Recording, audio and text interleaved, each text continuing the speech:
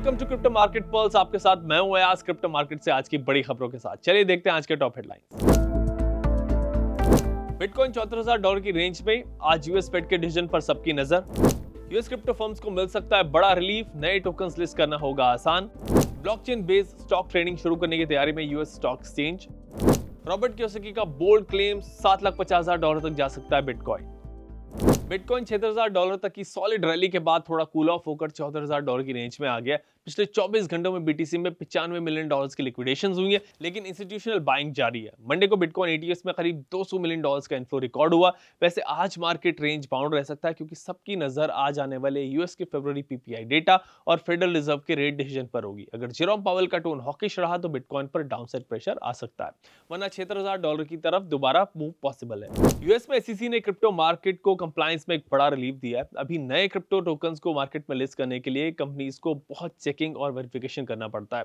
SEC ने propose किया है कि यह कानून अब सिर्फ स्टॉक्स पर लगेगा, यानी अब क्रिप्टो कंपनीज के लिए टोकन्स लिस्ट करना फास्ट और आसान हो जाएगा। यूएस स्टॉक एक्सचेंजेस अब ब्लॉकचेन बेस्ड स्टॉक ट्रेडिंग यानी कि टोकनाइज्ड स्टॉक्स को अपनाने की तरफ बढ़ रहे हैं। टोकनाइजेशन के जरिए ट्रेडिशनल स्टॉक्स को ब्लॉकचेन पर रिप्रेजेंट किया जाएगा, जिससे सिक्योरिटीज इंस्टेंटली सेटल हो सकेंगे और ट्रेडिंग भी 24 घंटे पॉसिबल रह सकती है। बड़े प्लेयर्स जैसे जेपी मॉर्गन और रॉबिनहुड भी शिफ्ट को पुश कर रहे हैं। रिच डैड पुअर डैड के ऑथर रॉबर्ट कियोसाकी का कहना है कि दुनिया इस वक्त हिस्ट्री के सबसे बड़े एसेट बबल के ऊपर बैठी है और ये बबल टूटने के करीब है। कियोसाकी के मुताबिक जब ये बबल बर्स्ट होगा तो बिटकॉइन $7,50,000 तक पहुंच जाएगा। गोल्ड और सिल्वर में भी मैसिव रैली होगी। आज यूएस फेड की मीटिंग की वजह से मार्केट रेंज बाउंड रह सकता है। ऊपर रेजिस्टेंस जोन पर रिजेक्शन है, जबकि नीचे बायर्स का सपोर्ट है। इस सिचुएशन में एग्रेसिव या हैवी पोजीशन लेना रिस्की हो सकता है, इसीलिए लॉन्ग टर्म का नजरिया रखकर निचले लेवल्स पर कंट्रोल बाइंग एक बेटर अप्रोच है। अगर क्रिप्टो पर आपका कोई सवाल है तो स्क्रीन पर नीचे दिए गए नंबर पर कॉल कर सकते हैं।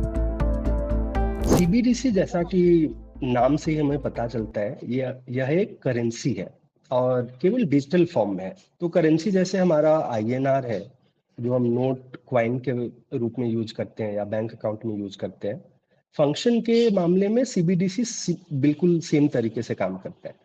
डिफरेंस क्या है कि जो बाकी क्रिप्टो है वो कोई प्राइवेट कंपनी इशू करता है, सीबीडीसी जो है वो रिजर्व बैंक ने ही इशू करा हुआ है।